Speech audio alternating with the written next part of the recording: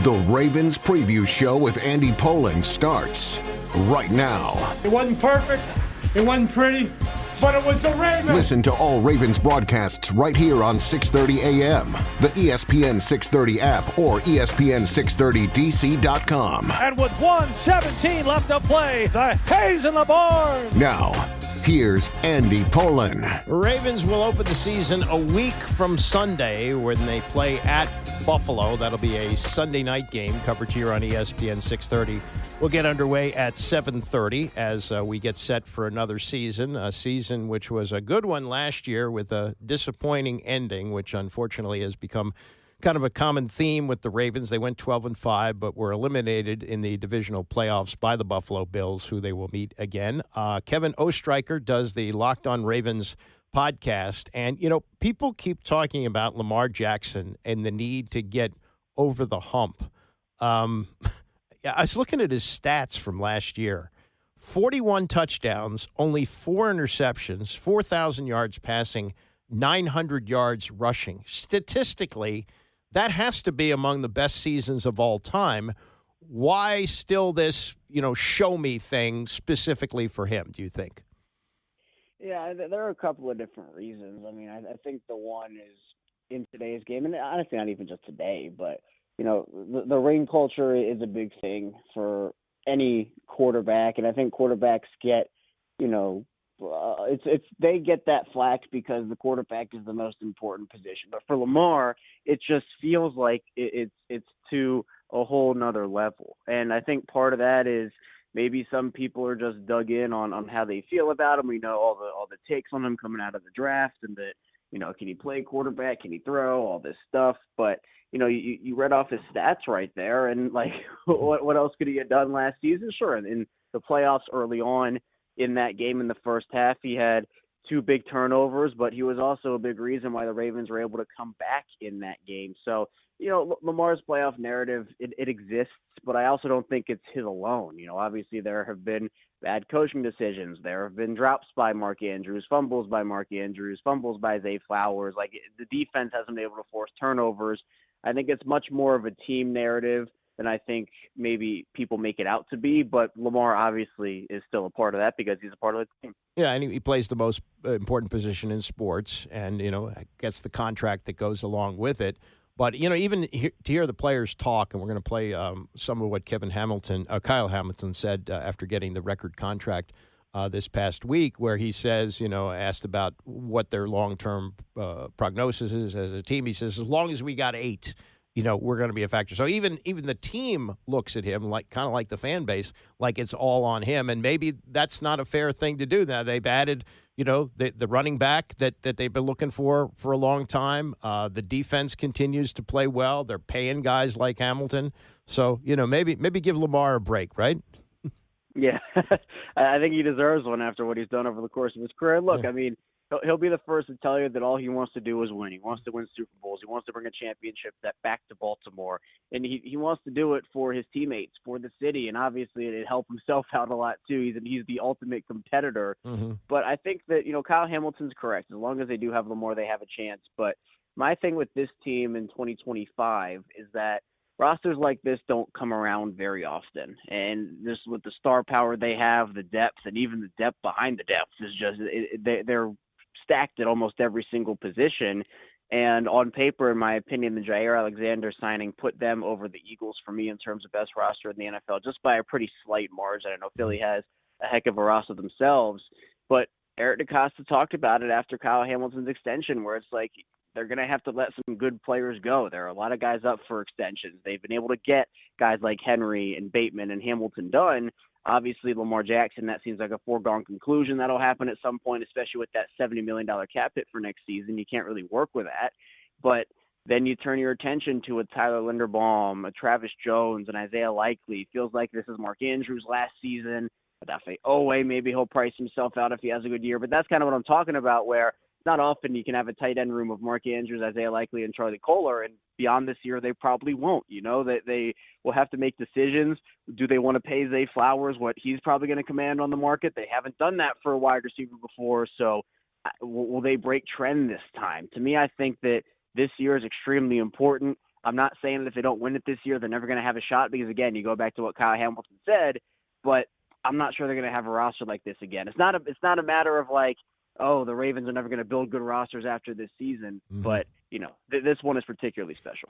And yet, and this is really stunning, they have 3 undrafted free agents on the roster. If you have one every once in a while, that's kind of an oddity. The Ravens, obviously, with a great scouting department, have had an undrafted free agent on the roster 21 of the last 22 years. But they have Ruben Lowy, who is a linebacker, Jay Higgins, and cornerback safety Lowy, and linebacker Jay Higgins, and cornerback Keon Martin. Obviously, for salary cap purposes, that's great.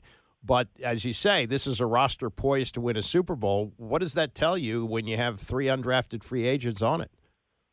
Yeah, I think it tells you that those guys played extremely well because you're right. Like, with how good this roster is, having 3 of those guys make the roster is unbelievable. Before, I guess, spring workout started, before training camp, I wasn't even expecting one because of how stacked they were. And, they had to make some tough decisions. They let Jalen Davis go. Eric DeCosta said that he agonized over that. And, we finally got to see a glimpse of JD. He's been injured for a lot of his career, and he finally has a good preseason, stays healthy, and, it just wasn't good enough. And DeCosta talked about how he's in the last year of his rookie deal.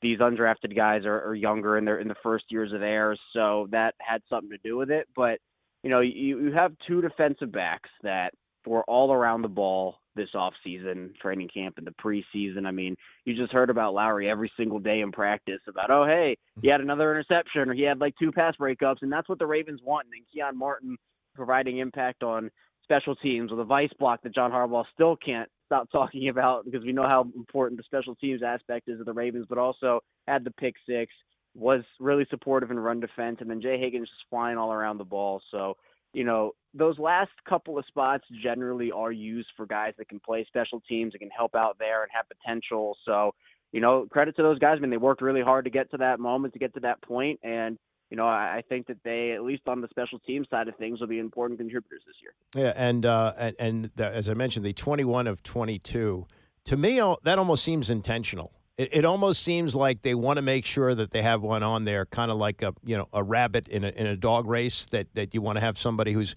clearly hungry, walking around the locker room with multimillionaires, and he's on a minimum salary. Do you think that there is something that goes into that when they put together a roster? Yeah, there might be a little of it. I mean, John Harbaugh's talked about the operation that the Ravens run. Eric DeCosta's done the same thing where, from top to bottom in that scouting department, they are constantly identifying that talent. And I think a part of it with those undrafted guys is it sets a precedent. And if you go undrafted, surprisingly, if you're expected to go on day 3 and it just doesn't work out, if I'm an undrafted free agent, I see Baltimore's history, I see their development at that spot and saying, hey, where do I want to go that can better my career and this best opportunity for me? And I'm looking at all these teams and I'm saying, man, look at Baltimore's success with undrafted guys. Like, I want to go there, try to prove myself and put my talents on display, because it feels like for other teams, and it's not every single team, but other teams just kind of like, yeah, we got to bring in these guys, camp bodies, and all right, you're gone after training camp and preseason's done. The Ravens truly try to bring the best out of every single person on that roster, 1 through 90, and then they pick the best 53 that they feel like can contribute. And we saw it, like Garrett Dellinger, their 7th-round pick this season, got cut, and 3 undrafted guys made it. So it's not set in stone. It's a shift. I mean, Ozzie Newsome used to keep draft picks on the roster and tried to make it work. And there's not a wrong approach. I thought Ozzie did it great, and I think Eric DeCosta does it great. But there's a difference in that Ozzie generally wanted to try to make it work with the draft picks for maybe at least a year. Eric DeCosta is different in the sense that he will move on from a draft pick early that he does not feel like fits. Maybe he's just not the player that they thought he was going to be. They've done it with Kaibu Kelly. They've done it with Ben Mason. They've done it with others. Sean Wade, they traded to New England. Those are like 5th-round picks that they move on from like 4 months after they draft. They did the same with Dellinger, and they add 3 undrafted free agents. So, yeah, I think if I'm an undrafted guy looking for an opportunity, I'm looking at Baltimore's history and going, yeah, I want to go there. Yeah, that's job security too. When a general manager spends draft picks and knows that he can cut the guys. We're talking to Kevin Oestreicher, Locked on Ravens podcast. Before I let you go, they do open at Buffalo, but 4 of the first 7 are at home. However, they are teams like Detroit, Houston, Rams, playoff caliber teams. Ravens have started slow in the past. Is that a point of emphasis that with this kind of a schedule that they really can't afford to do that this year?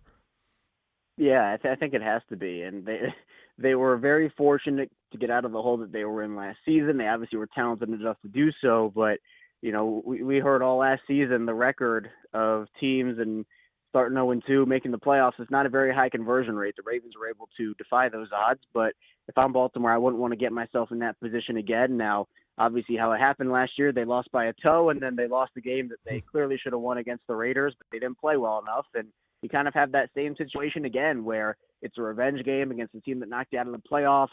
And then obviously you have a game in week 2 against Cleveland that obviously should be highly emotionally charged because Joe Flacco's coming back to Baltimore, assuming he keeps that job past week 1 to start in Baltimore for the first time since he got traded. But then you also have Cleveland's a team that you probably should beat. I mean, on paper, the Ravens should beat the Browns. So if they start 0-2, I mean, I think what it would do is probably draw attention to their preseason management because obviously they didn't play really any starters in the preseason. And, if they have a slow start again and they're still rust again, I think that you might see a shift there, and maybe we do see Lamar Jackson in the preseason for maybe a quarter or 2 quarters. But, with the way that their schedule is outlined this season, you mentioned the opponents, and 5 of their first 6 games are against division winners from last season. I mean, you really can't afford to start slow because if you dig yourself too deep of a hole, there is no coming out of it, regardless of how good Lamar Jackson and that roster is. So at least 1-1 to start is my minimum, and then you can kind of go from there and let the chips fall as they may. Yeah, because if you're 0-2, the next 2 are Detroit and Kansas City. So, yeah, it is important to start well. Kevin, best of luck. Thanks for coming on. We'll catch up during the season. Absolutely. Thanks for having me. Okay, Kevin Oestreicher, Locked on Ravens podcast. This is Ravens Preview. We'll hear from some of the participants in this season, actually 2 of them, Kyle Hamilton, who just became the highest paid safety ever, and Coach John Harbaugh. It's the Andy Pollin Show, Ravens Preview. 6:30, the Sports Capital. This Ravens Preview. Ravens open the season a week from Sunday against the Buffalo Bills, as the schedule is brutal to begin the season. Not only are they facing the team that ended their season last year in the divisional playoffs on the road, they come home to play Cleveland, which might be the only breather during this stretch because then it's Detroit coming in, at Kansas City, Houston at home, and then the Rams. These were all playoff teams, and minus Cleveland. So, if you're looking at a slow start this year like they have in the past, that could be a real problem. But John Harbaugh, the coach who's about to enter his 18th year, has looked at what they did in the preseason. Even though they didn't play starters, even though Lamar Jackson didn't take the field, he knows this team is ready. The work capacity that was put forth, we monitor, we keep track of that stuff. Maybe I'll get Sam up here one of these days to explain it to you, but it's just high level. It's more than anybody else does. And I'm just proud of the way these guys do it. I think we've made the most of the effort, had the best training camp we could have. We've traveled just as far as we could travel in training camp. Now it's time to start the next part of the journey, which is the regular season. So this was kind of an opportunity this week to tie some things together and get ready for the season. But our guys will be excited to get back here on Monday and be 100% into the Bills' preparation. The only disappointment is we can't play them till Sunday night. We got to wait till Sunday night. So, but we'll be there. We'll show up. We'll be right on time, and we'll be ready. So proud of our guys. Excited about the roster. Happy about the practice squad. Really happy for the guys that made the team that were kind of on the bubble, and we're ready to go. Yeah, been waiting all day for Sunday night, and over a week in advance, he's still waiting, and he's got a team. He says that is ready. Now we mentioned Lamar Jackson and not playing in the preseason. If you missed my conversation with Kevin Oestreicher of Locked on Ravens, the numbers for Lamar last year. These are just staggering numbers. 41 touchdowns, only 4 interceptions. I understand he turned over the ball in the postseason. 4 interceptions all year. That's darn near impossible. That includes, tip balls, things like, that's insane. 4 interceptions for the entire season, started all 17 games. Last couple of years, he's been healthy after 2 years of his season ending prematurely because of injuries. Missed the last 5 games in each of the 2 previous seasons, but he's been healthy. And he threw for over 4,000 yards and 915 yards rushing. And that's if you built a quarterback from like AI, you couldn't do better than that. That's just insane, and it's part of the reason, and the players will say this too. It's part of the reason that John Harbaugh can confidently say, going into his 18th season, yeah, we're damn good. I like the roster. I mean, to your point, what goes through my mind when I watch him practice is this is a really good football team, and every season is its own season. Every week, every game is its own game. I mean, you take them all one at a time, truly. And so your focus gets very narrow. But when I take a step back and I watch practice, I know that we're a very good football team. So it's our job to go out there and play very well, and coach very well. And that's what we plan to do. They have been terrific during regular seasons. The bugaboo has been the playoffs, including hosting the AFC Championship against Kansas City a couple of years ago. Couldn't have lined up any better to be playing at home, but they could not get it done. Kansas City went on to win its second straight Super Bowl. As far as the defense goes, this has been the hallmark of this team forever, ever since they came from Cleveland, what is it, almost 30 years ago, right? They got to Baltimore the 1996 season, and the names Ed Reed and Ray Lewis and many others that they've had on defense have been the superstars of this team over the years. Now, Lamar is changing that thinking to some degree, but still – they spend money on defense, and they just spent money on Kyle Hamilton, the Notre Damer, who became the highest-paid safety in NFL history with a 4-year deal worth $100 million.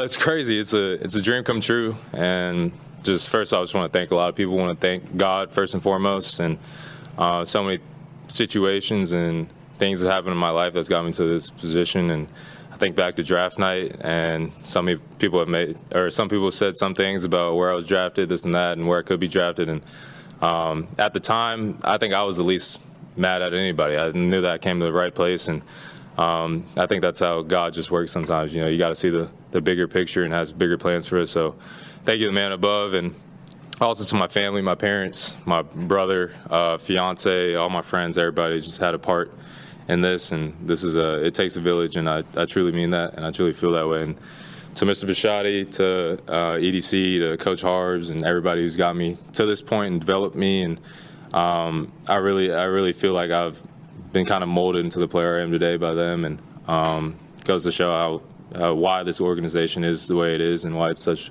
a great organization, and they do a great job, and it's good to be rewarded. I believe he was a business major at Notre Dame, so I don't know what his post-career plans are, but he made a comment about being possibly a general manager down the line.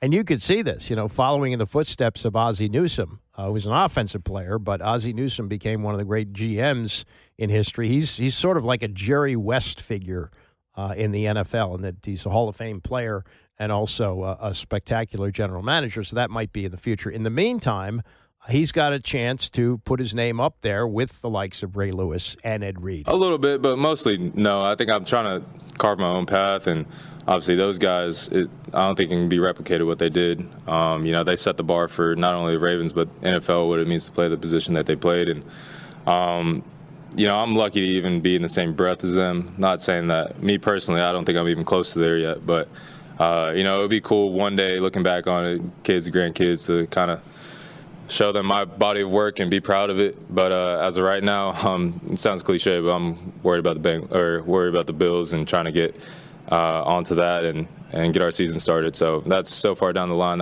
it's not even in the front of my mind at all. The last thing from Kyle Hamilton, it is a 4-year deal. Who's to say what happens in the meantime with injuries, trades, et cetera. But he has signed up for a team that he feels like, and if you look at their entire history in Baltimore, I don't know how many non-playoff years they've had, but not many since coming from Cleveland. So he knows that he's signed up long-term for a team that's going to be, he hopes, in the mix every year. 8 helps out a lot. If we got 8, we got a chance. So, we could put whoever around him. I think we go as he goes. And, I think everybody in the building kind of agrees with me. As long as he's here, we have a chance for lifting that trophy at the end of the year. And that's not hyperbolic at all. He's one of the best to ever do it. And, he's him for a reason. So, that just kind of goes as being a Raven right now in this era. You're going to play with Lamar Jackson. You're going to play in some big games. You're going to play, hopefully, for some championships in the future. So I think that goes for coaches, players, staff, people in the cafeteria. Expectations are high because of that guy right there. And no, it's a lot of pressure on him, but I don't think he really feels it. So Kyle Hamilton signed up for the long term. You got 3 undrafted free agents on the team. You've got the veterans. You got the high-priced guys. You got to get new contracts for people like Lamar Jackson. But this shapes up to be a season where they're going to be in the mix. I mean, you can count on these teams every year in the AFC. Baltimore, Buffalo, Kansas City, maybe Cincinnati if they've shored up the defense. What do they all have? They all have franchise quarterbacks. That's what you need. You need to have a franchise quarterback. And the amazing thing about Lamar Jackson is he is going into his 8th year. He doesn't turn 29 until January, till very late in the season. So it's conceivable, and he really hasn't had serious injuries. He's had injuries that have kept him out of ends of season, but he hasn't had like the major knee injury, knock wood or anything like that. So, even though it's been 7 years and 6 of those starting, he's still, really early in his career age-wise. He, as a quarterback, he could play conceivably 10 more years and be effective for 10 more years. Now, the way he runs, maybe not. Maybe he doesn't have a career that lasts into his 40s, but he's a young, seasoned veteran. Let's put it that way. The fact that he had the January birthday, played only 3 years at Louisville, and has the opportunity to be a guy who's, I'm not going to say Johnny Unitas yet, but, you talk about legendary names who have played quarterback in Baltimore. There haven't been many because, outside of Unitas, Earl Morrall was the MVP one year. But, outside of Unitas, this has been a defensive-based, I want to say, city because it's 2 franchises, right? It's the Baltimore Colts and it's the Baltimore Ravens. And the Ravens, made Ray Lewis a first-round pick. They also took Jonathan Ogden, who's in the Hall of Fame, in that same draft. But it's a defensive-based team, and to have a quarterback now who even the defensive players, like you heard Kyle Hamilton say, as long as you got 8, you got a chance. So it's a different dynamic, and it's a different dynamic than winning a Super Bowl with Joe Flacco. It's just different, and maybe the Ravens can finally take that next step. But whatever happens in the regular season, and a lot of it will be determined early. They can't afford to get off to a slow start.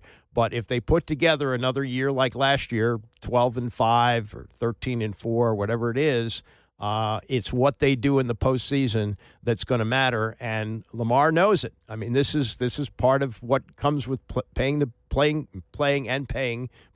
to play the position. That the expectations are rings. And I was just thinking about this before the show, that maybe the greatest quarterback to never play in a Super Bowl was Dan Fouts. Dan Fouts never made it to a Super Bowl during his long career with the Chargers. You'd hate to think that Lamar Jackson might be that guy, but again, when you're talking about a player who's 28, there was a period of time when quarterbacks didn't even get to start until around that age. The fact that he's 28, not yet 29, he could be around for a while. But, again, the Ravens have to get off to a good start, and it starts a week from Sunday night when they play the Buffalo Bills in Buffalo on Sunday Night Football. We will have our pregame coverage that night starting at 7:30, and next Friday we will have another preseason Ravens preview. I want to thank Isaac Kuhn-Harris for running the show, Kevin Oestreicher of Locked On Ravens for coming on, and for all of you who listen, have a great weekend, and I will see you back here Monday morning at 9 a.m.